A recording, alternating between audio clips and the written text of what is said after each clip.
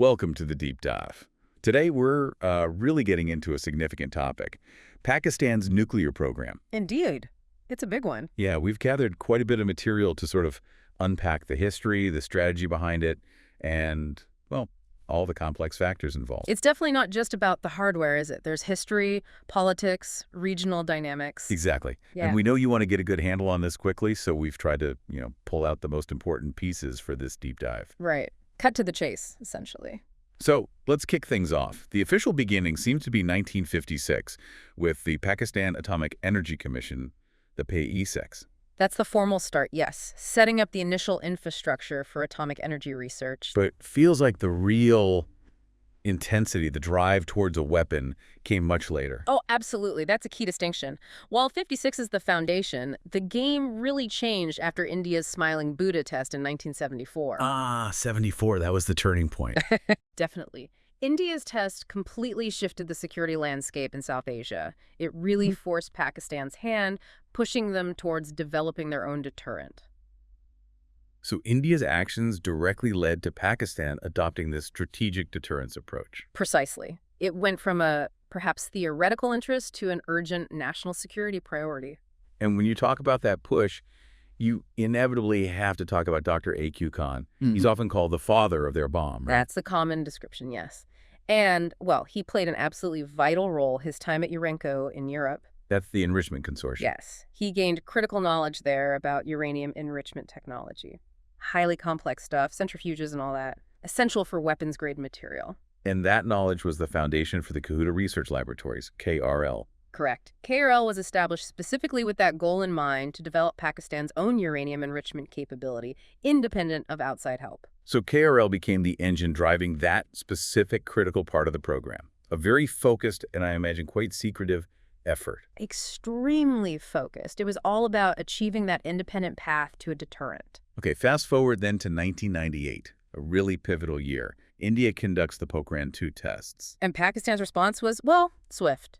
Very swift. That's swift. Just a couple of weeks later, end of May 1998, Pakistan conducted 5 nuclear tests of its own in the Chagai Hills, Balochistan. 5 tests. That wasn't just a symbolic reply then. No, not at all. It was a very clear, very public statement. The aim was to establish what they termed strategic parity with India, show the world, and especially India, that they now had a comparable capability. Strategic parity. Let's Unpack that a bit. What does that mean in practice in that specific situation? It means achieving a balance, basically. Pakistan wanted to make sure there was no perceived gap, no strategic advantage for India after their tests. It was about establishing mutual vulnerability, making sure both sides understood the devastating consequences of nuclear use. Which leads us to their actual doctrine. It's usually described as minimum credible deterrence. What's the thinking there? Right.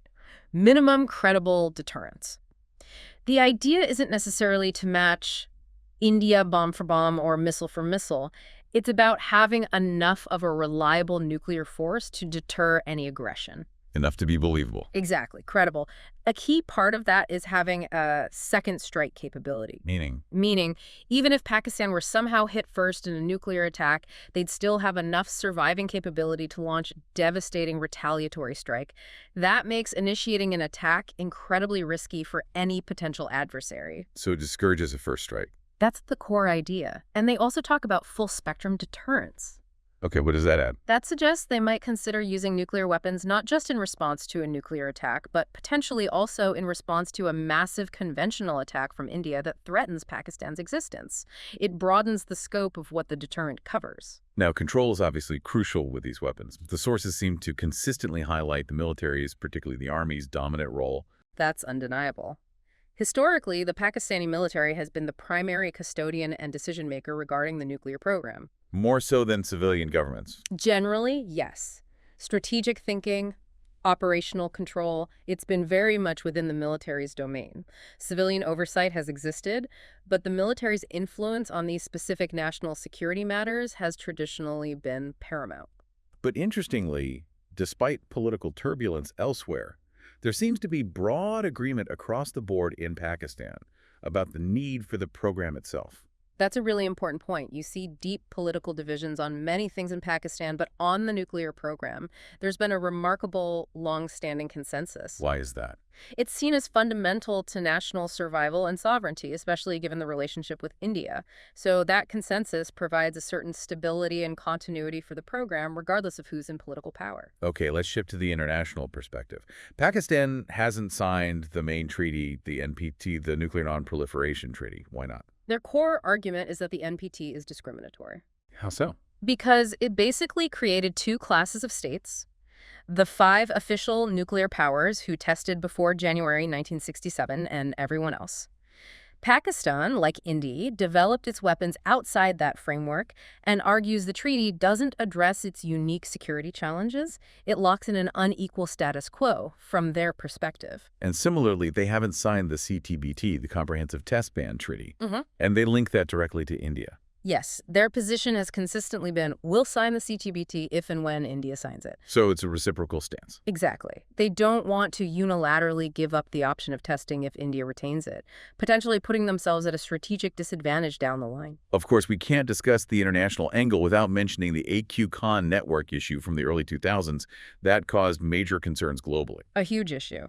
The revelations that Dr. Khan had been involved in spreading nuclear technology and know-how to countries like Iran, North Korea, Libya, that sent shockwaves. Understandably. It raised serious questions about proliferation risks and the security of nuclear materials and knowledge originating from Pakistan. It really damaged international trust. So what did Pakistan do in response to those concerns? To tighten security around its arsenal? They took significant steps. A major one was establishing a very formalized command and control structure. The centerpiece is the Strategic Plans Division, the SPD. Okay, and what does the SPD do? The SPD is the Secretariat and Operational Arm, reporting to the National Command Authority, or NCA.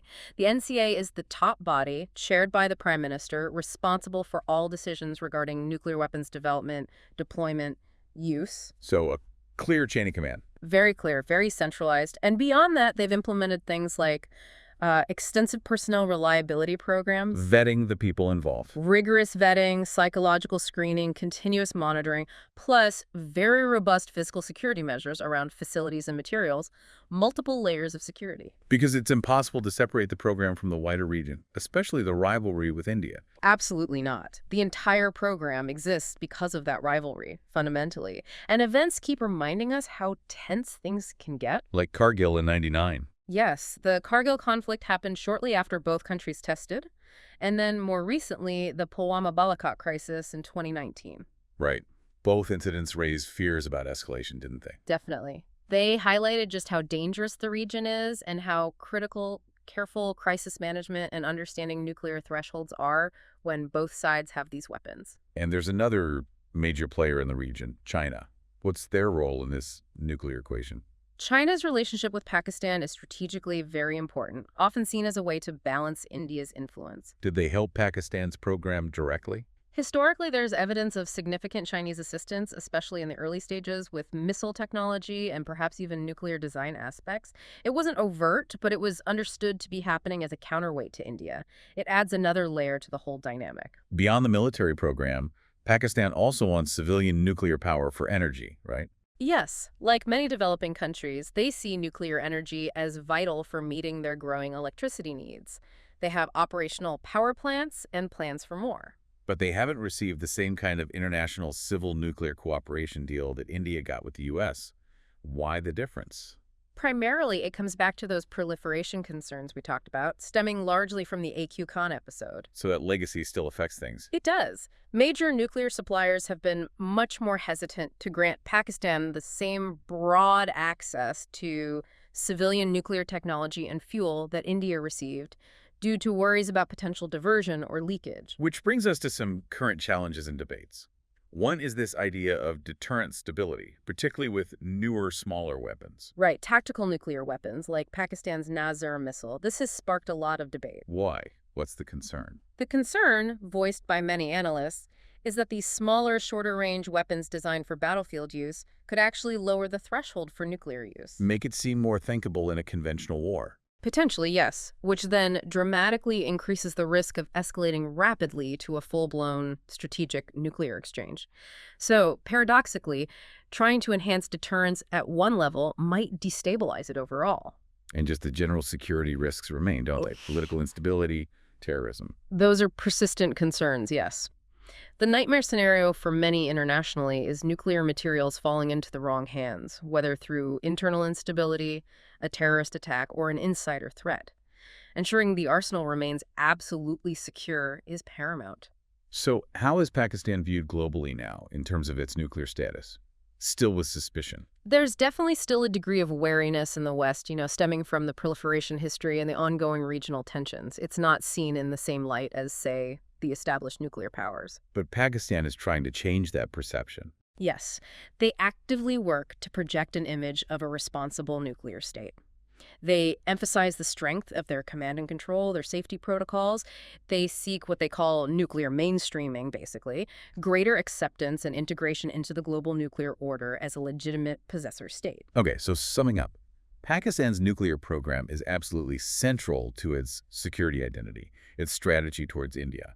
It achieved that core goal of deterrence. But it operates in a very tough neighborhood and under constant international scrutiny, partly because of the region, partly because of past actions. So maintaining stability within their command structure, looking for ways to reduce regional tensions, and demonstrating responsible behavior, those seem critical for the future. Absolutely essential for their own security, regional stability, and global non-proliferation efforts. Which leaves us with a final thought for you, our listener.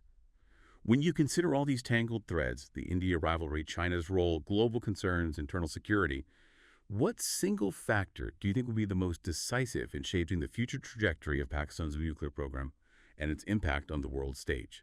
Something to ponder. Thanks for joining us for this deep dive.